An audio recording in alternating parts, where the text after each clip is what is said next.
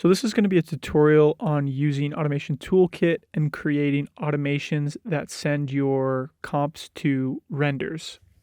So one of them is going to be add to a media encoder, and then the other one is going to use After Effects native renderer and render as an alpha.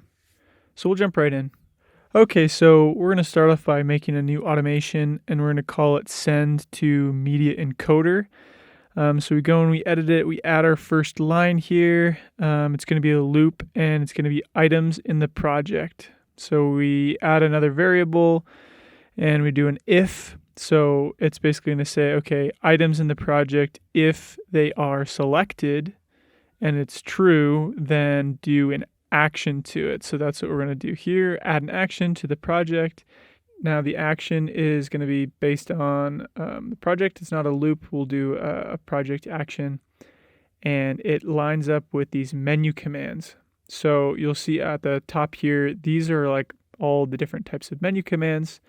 And so we want to do this one, add to Adobe Media Encoder Q. You've got to spell it exactly right. So did some editing because it was hard to spell Q, but you can see there, you type in that field, add to Adobe Media Encoder Q, and it's just got to be spelled exactly right. So that's that automation. It's really quite simple. I bet you could probably even just do it with a shortcut keyboard command, but it's kind of fun to do it inside of the Automation Toolkit, I think. So you can see that we ran it, and there it goes, populates inside of the render queue. I just want to give a quick shout out to the AntiSocial Media Club. This is a creative collective that I am trying to form that focuses on a monthly newsletter in which you can contribute to it, and it gets sent out to everyone via email. I'll put the sign up link down below with some more details, and if you guys are interested, you can sign up. So the next one I want to do is a render to alpha. This one's a bit more complicated, so we're not going to create it, but I'll kind of walk you through it here. So we start off with a loop, kind of the same thing, items in the project. Okay, so the item in the project, is it selected? True, great. Now let's do an action again, but this time we're going to say add to the render queue. So the render queue that's native to Adobe After Effects.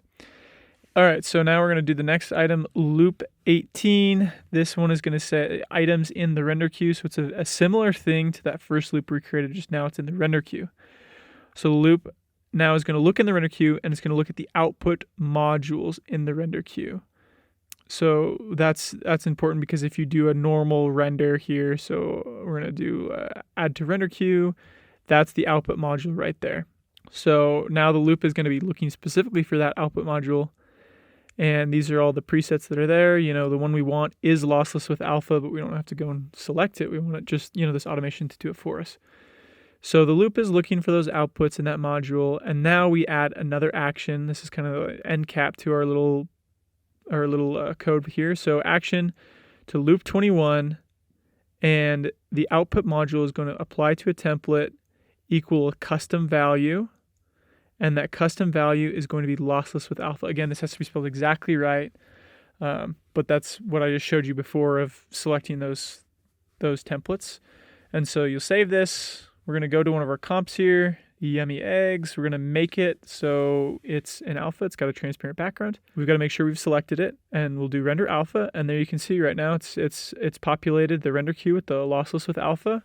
Because I'm on Windows, it's doing an AVI. If you're on a Mac, probably doing MOV, but we'll just pull it in here and you'll be able to see, great, this has a transparent background. That's exactly what we're looking for.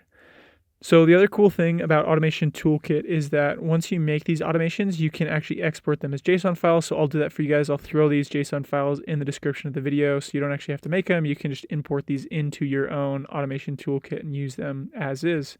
So these are some automations for Automation Toolkit.